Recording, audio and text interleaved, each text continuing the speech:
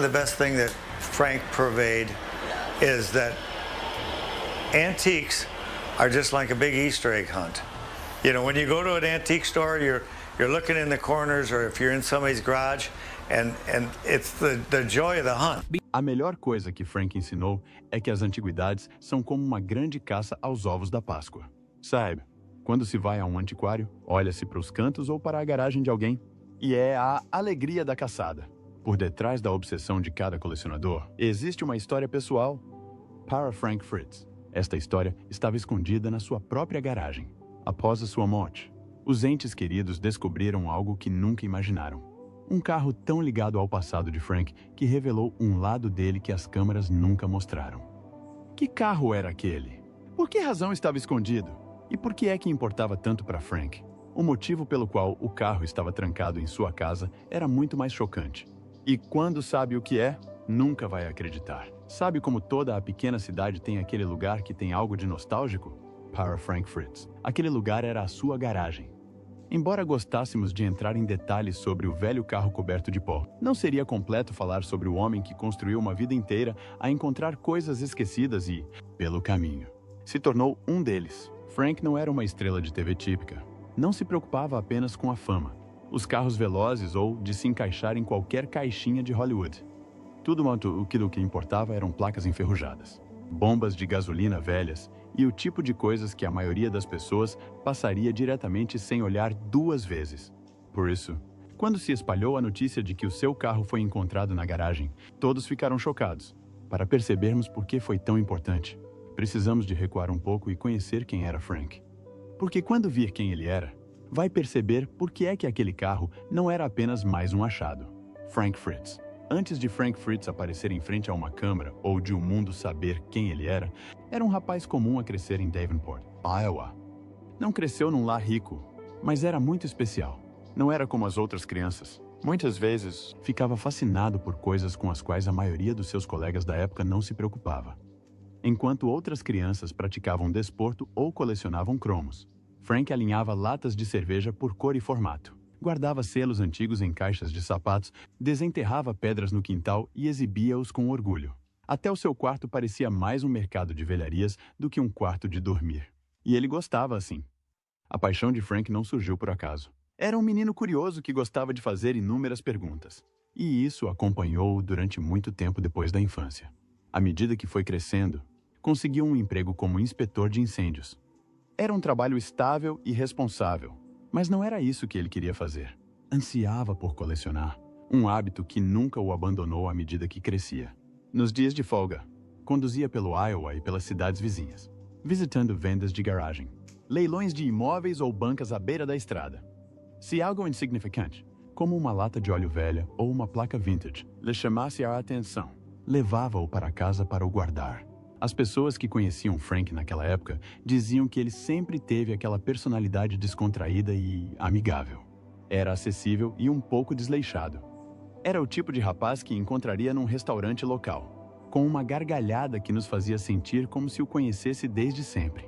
A dada altura, os seus hábitos de apanhar coisas começaram a transformar-se em algo mais. As pessoas começaram a chamá-lo quando tinham coisas para se desfazer. E depressa se espalhou o rumor de que Frank tinha olho para antiguidades e esquisitices. Aos poucos, começou a fazer pequenas vendas paralelas. O que antes era um hobby começava a parecer uma segunda carreira. Foi aí que Mike Wolfe entrou em cena. Mike também colhia há anos e teve uma visão que passava por transformar o estranho mundo da caça de antiguidades num programa de televisão. Ele e Frank conheciam-se da cena de recolha em Iowa. Não eram os melhores amigos, mas partilhavam o amor por coisas esquecidas. E o mais importante, tinham um talento especial para se livrarem de coisas que as pessoas já não achavam valiosas. Os dois andavam de mãos dadas. Frank tinha o charme, a barba e as piadas. Estas eram as qualidades que faziam de si o homem certo para o cargo. E Mike sabia disso. Em breve, Frank deixou o seu emprego de inspetor de incêndios e dedicou-se integralmente à recolha de lixo, fundando a Frank's Finds. Mike, ao seu lado, trabalhava com ele, uma vez que, por vezes, viajavam longas distâncias só para vasculhar os ferros velhos de estranhos. Mike, que queria transformar o seu negócio num programa, começou a gravar vídeos sobre o que estavam a fazer e tentou divulgá-lo para as estações de TV. tudo monstro, o que tinham era paixão pelo trabalho e uma visão forte.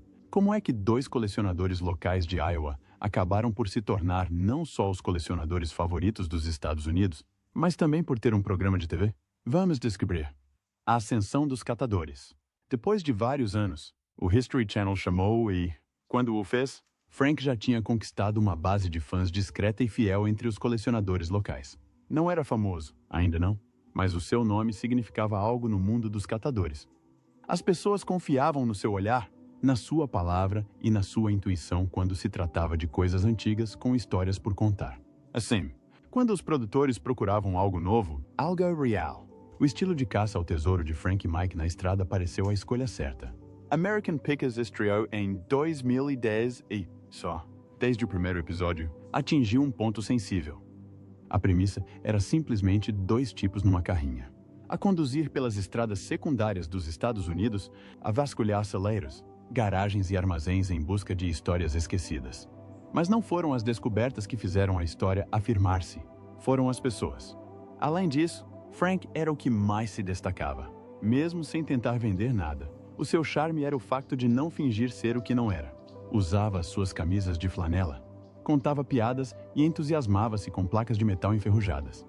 Parecia familiar para quem assistia, e foi isso que atraiu os espectadores. Nos bastidores, não havia apenas Frank e Mike no programa.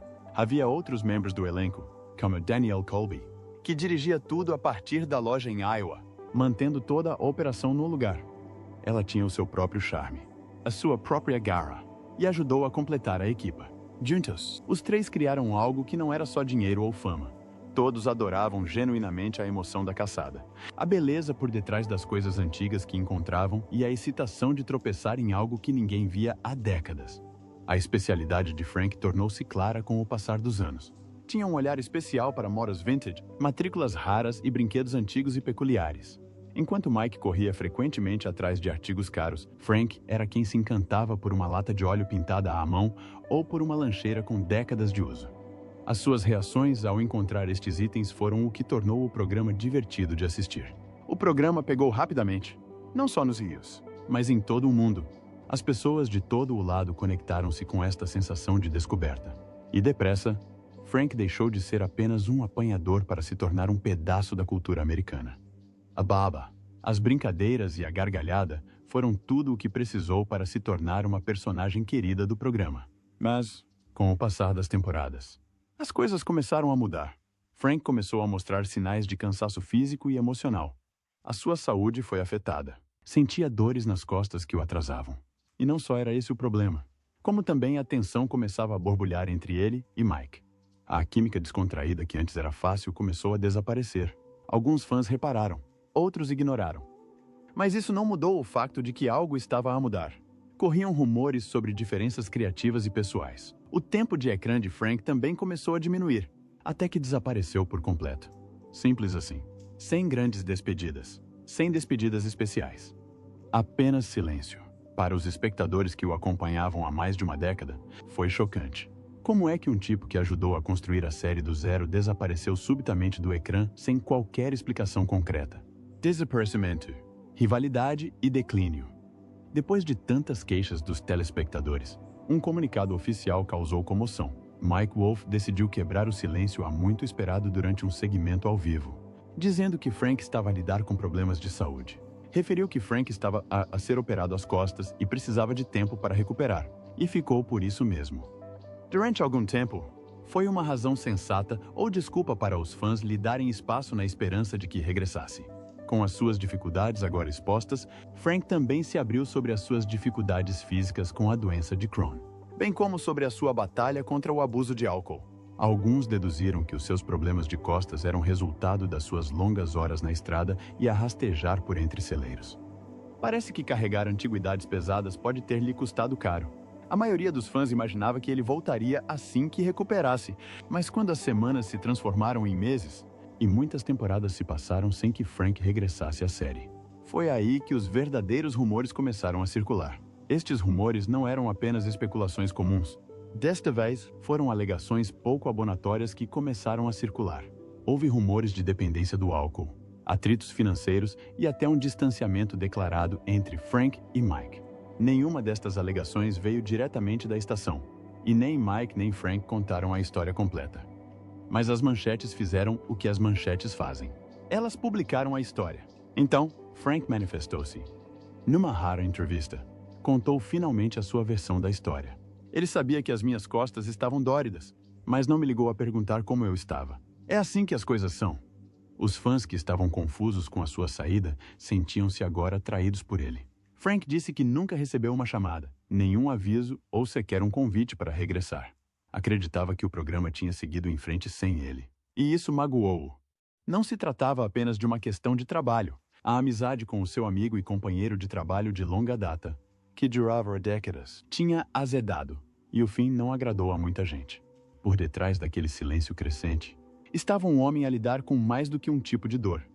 A sua saúde física começou a piorar antes mesmo de as câmeras pararem de filmar. Fora do ecrã, as coisas pioravam. Parecia mais magro nas poucas fotos que surgiram. O seu rosto parecia cansado, como o de alguém que tinha mais coisas para fazer do que para fazer. Velhos amigos diziam que não saía muito. Alguns nem sequer tinham notícias dele.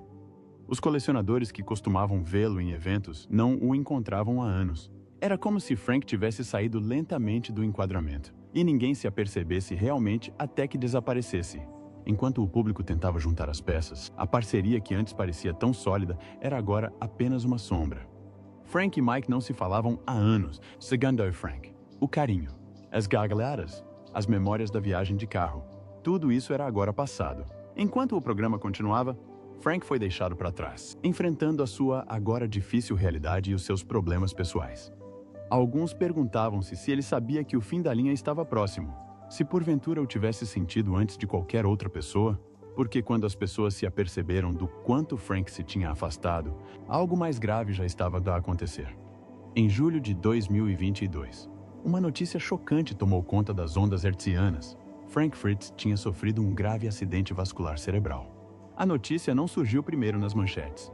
Surpreendentemente, veio do Instagram de Mike Wolf, numa curta publicação que soou mais a um apelo do que a uma declaração.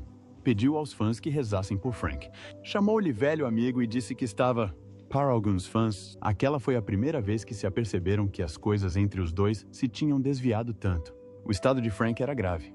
O AVC deixou-o incapaz de cuidar de si mesmo. E em poucas semanas, o tribunal nomeou um tutor e um curador para gerir os seus cuidados médicos e financeiros. O submundo, outrora repleto de longas viagens e descobertas em estradas secundárias, limitava-se agora às paredes do hospital e aos quartos vigiados. Durante algum tempo, não houve atualizações. E quando o silêncio se prolongou demasiado, as pessoas começaram a preencher as lacunas. Como de costume, os boatos começaram a circular. Alguns alegaram que Frank tinha morrido no hospital e que o caso estava a ser encoberto, enquanto outros juraram que estava em coma. Alguns disseram mesmo que já tinha sido enterrado em Iowa, mas nada disto era verdade, pelo menos não naquela altura.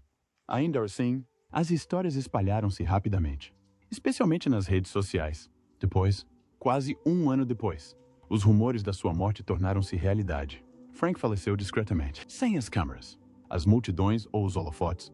O que apanhou as pessoas de surpresa foi que Mike Wolf estava lá quando tudo aconteceu. O mesmo Mike que um dia seguiu em frente sem ele. O mesmo Mike que passou anos longe do homem a quem um dia chamou irmão.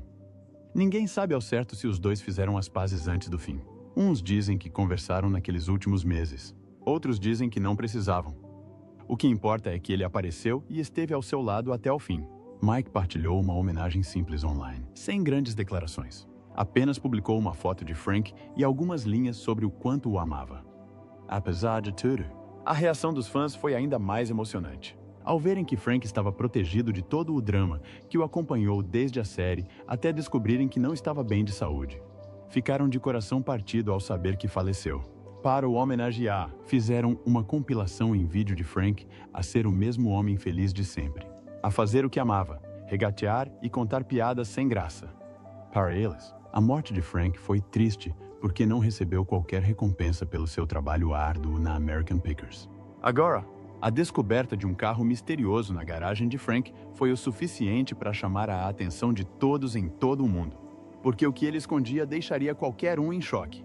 No interior da garagem, após a morte de Frank, o foco voltou-se silenciosamente para a casa que tinha deixado para trás. Não a casa em si, mas a garagem. Era o único lugar que Frank nunca partilhava verdadeiramente com as câmaras. Os fãs tinham-no visto vasculhar celeiros de estranhos e dependências poeirentas por todo o país, mas nunca ninguém vira o espaço a que chamava seu. Quando as portas da garagem finalmente se abriram com um rangido, o que encontraram no interior foi alucinante. O ar lá dentro era pesado e meio parado. Era óbvio que já há muito tempo que ninguém entrava na garagem.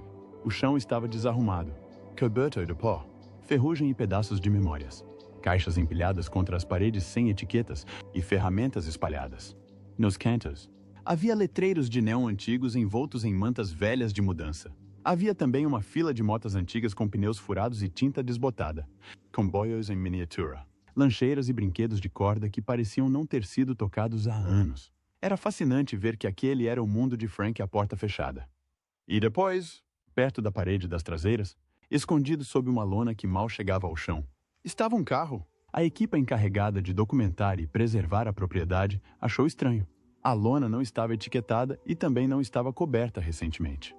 Um dos lados estava caído descuidadamente, como se Frank o tivesse deitado fora à pressa e nunca mais se tivesse voltado para o arranjar. Quando o retiraram, a luz iluminou a curva de um guarda-lamas vermelho escuro. O que viram foi um Chevrolet Bel Air de 1957 com interior preto de 2 portas e capota rígida, com aquela inconfundível curva da cauda que o tornava uma lenda. Não era o carro mais valioso que Frank alguma vez tivera, mas este era diferente. Nunca falou sobre ele no programa. Nunca o mencionou em entrevistas. Segundo pessoas próximas, Frank tinha encontrado o carro anos antes, enquanto visitava um mercado de trocas no sul da Califórnia, sem intenção de comprar um carro.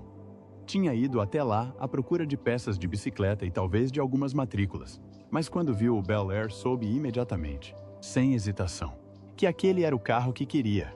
Preencheu um cheque na hora, chamou um reboque e enviou-o de volta para Iowa. Foi das poucas coisas que comprou para si. O carro nunca apareceu em nenhum episódio. Aliás, muitas coisas não apareceram. Isso gerou muita discussão sobre as muitas coisas que Frank deve ter escondido. O Frank era um tipo tão aberto, mas havia coisas misteriosas nele. O que mais mantinha Frank escondido, longe da vista? O legado que nunca foi para o ar. Dizem os rumores, ainda há cenas inéditas de Frank, segmentos inteiros, viagens de carro e fotos que foram filmadas, mas nunca chegaram aos ecrãs. Os fãs passaram anos a perguntar sobre eles. Alguns acreditam que serão lançados algum dia. Outros acham que foram arquivados para sempre. De qualquer forma, o que resta da história de Frank pode não ficar apenas pelas repetições. Durante o auge de American Pickers, as câmeras estavam sempre a filmar.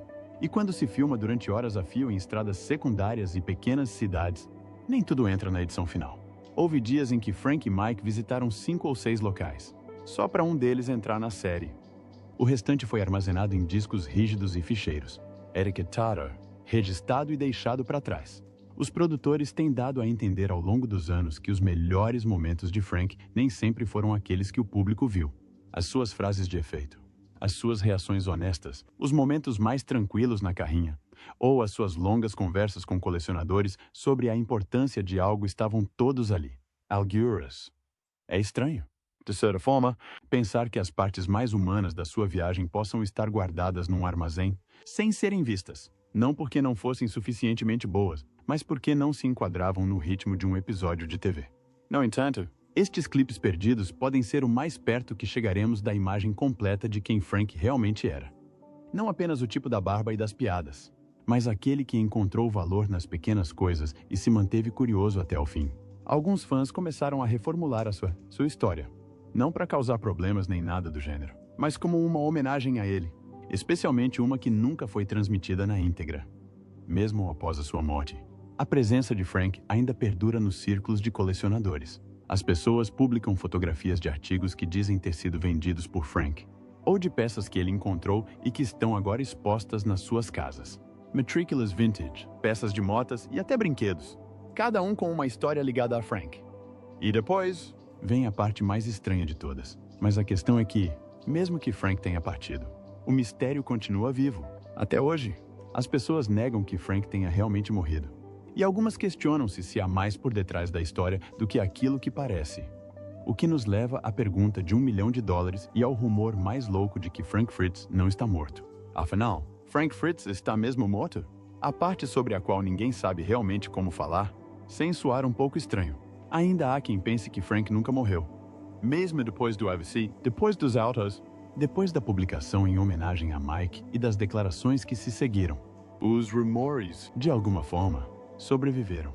Alguns fãs afirmam mesmo que foi uma armação mediática, que Frank está vivo, escondido algures, a assistir ao desenrolar de tudo. Há quem diga que fingiu a própria morte para escapar à pressão. Outros acreditam que nunca esteve doente, para início de conversa, e que toda a história é uma longa farsa para esconder algo maior. A maioria das pessoas não acredita. Mas o facto de estes rumores existirem diz algo sobre o mistério que Frank deixou para trás. Nunca falava abertamente sobre a sua vida pessoal. Nunca tentou explicar-se ao mundo. E quando alguém vive assim, é fácil para os outros preencherem as lacunas. Porque às vezes, quando a última cena termina e os créditos passam, nem toda a gente está pronta para deixar ir. Até a data, não há dúvidas de que Frank Fritz faleceu. De acordo com a sua certidão de óbito, obtida pela TMZ, Frank sofreu um AVC, provocado por uma doença vascular cerebral. E não foi só isso. Frank sofria também de estenose aórtica, uma doença crônica que dificulta o fluxo sanguíneo por todo o corpo. Ambas as doenças contribuíram para a morte de Frank. A confusão, porém, não começou com a sua morte. Começou muito antes. Os rumores sobre a sua condição circulavam desde o seu acidente vascular cerebral em 2022. E com tão pouca comunicação pública depois, a desinformação espalhou-se como fogo de palha. Uma manchete sugeria que estava a recuperar, outra afirmava que tinha falecido discretamente. Os blogs reciclavam notícias ultrapassadas. As secções de comentários preenchiam as lacunas. E sem a presença nas redes sociais para esclarecer as coisas, nem os fãs de longa data sabiam em que acreditar. O ponto de viragem surgiu quando fotos da sua garagem a ser inventariada vazaram online. As pessoas presumiram o pior. Para muitas, parecia uma liquidação de patrimônio. Na verdade, era. Os seus curadores tinham começado a gerir formalmente os seus pertences e a preparar-se para o que todos temiam ser inevitável. Frank não aparecia em público há algum tempo. Assim, quando finalmente chegou o anúncio oficial da sua morte, alguns ficaram chocados, e outros sentiram que estavam de luto por ele muito antes de a verdade ser confirmada. E mesmo assim, a internet não parou de girar. Alguns questionaram o momento. Outros promoveram teorias da conspiração, sugerindo que o silêncio tinha sido intencional ou que os mídia estavam a esconder algo. Vídeos com títulos como "Frank Fritz morreu anos atrás" surgiram da noite para o dia, acumulando visualizações. Os TikToks afirmavam expor a verdade, apenas para repetir a mesma velha especulação. Foi caótico, confuso e profundamente humano. Mas por detrás do barulho havia uma perda real. Porque, quer soubessem da história completa ou não, as pessoas sentiam. Frank não era apenas um tipo na TV. Era alguém que lembrava aos espectadores o pai, o tio ou o vizinho que reparava bicicletas na garagem. Fazia as pessoas rir sem esforço. Trouxe emoção a um programa sobre história e lixo. E quando ele desapareceu, algo mudou no tom dos apanhadores americanos. As pessoas repararam, deram por falta dele antes mesmo de ele partir. E agora que já cá não está, a sensação de perda só aumentou. A verdade é que, para muitos fãs, a dor começou há muito tempo, quando a série mudou de rumo. Quando Frank se calou. Quando o seu mundo se fechou lentamente para aquele que um dia adorou vê-lo nele. Ainda assim, nem tudo no legado de Frank desapareceu. Uma questão permanece. O que aconteceu àquele carro misterioso que encontraram na sua garagem, que Frank provavelmente nunca desejaria vender? O que aconteceu ao carro quando a lona foi removida e o Chevrolet Bel Air de 1957 foi finalmente revelado? Todos na propriedade sabiam que não estavam a olhar para apenas mais um carro de coleção.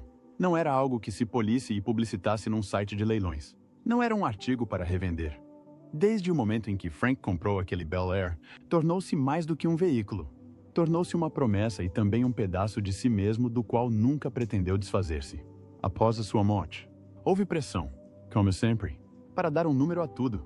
Foram chamados avaliadores e foram consultados especialistas. A Bel Air, apesar de precisar de alguns retoques estéticos, não deixou de ser uma joia, pois vale uns sólidos 6 dígitos nos círculos certos. Mas quando chegou a de altura de decidir o que fazer com ele, a nota de Frank tornou-se mais do que sentimental. Tornou-se sagrado. Os seus conservadores, aqueles que estavam encarregados de gerir o que ele deixou para trás, tomaram uma decisão. honrariam a nota promissória sem listagens em showrooms ou ofertas privadas. O Bel Air ficaria fora do mercado e guardado, intocado e intacto, exatamente como Frank o deixou. Mas este não foi o fim da história. Logo a seguir, começaram a circular rumores e especulações, e houve conversas discretas sobre algo maior. Algumas pessoas próximas de Frank começaram a explorar a ideia de preservar o carro não como propriedade, mas como parte de um legado. A palavra fundação começou a surgir nestas conversas. Uma fundação Frank Fritz. Talvez até um mini museu. Ainda nada formal, mas o interesse é real. Fãs já manifestaram apoio.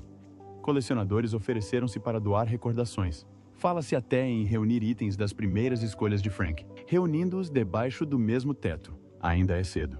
Não foi anunciado nenhum plano oficial, mas o movimento está a crescer. E no centro deste esforço está o Bel Air, ainda no mesmo espaço tranquilo, tão intocado como quando Frank o estacionou ali. Para a comunidade de colecionadores, ele já se tornou uma espécie de relíquia, não pela sua marca ou modelo, mas pelo que representa. Estão a chamar-lhe a última verdadeira escolha de Frank Fritz. E, de certa forma, não estão errados. Ao contrário das descobertas que apareceram nas câmaras ou dos negócios que foram transmitidos em horário nobre, esta permaneceu escondida. Não foi selecionado para classificação ou revenda. Era para Frank, Toto Daly. E agora, na sua ausência, parece uma janela para quem ele realmente era. É fácil lembrar Frank como o tipo da TV, a contar piadas e a regatear bombas de gasolina. Mas quando se está em frente àquele Bel Air, vê-se algo diferente. Vê-se o homem por trás do show. O homem que amava a caça, não pelo lucro, mas pela ligação.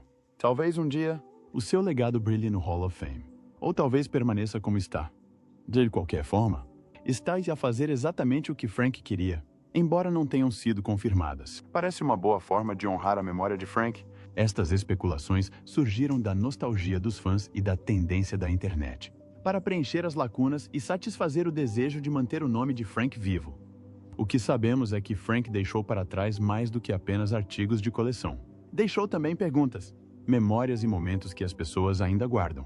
Quer o Bel Air seja uma peça de museu ou guardado na sua garagem, carrega agora parte do seu legado. Era fã de Frank Fritz?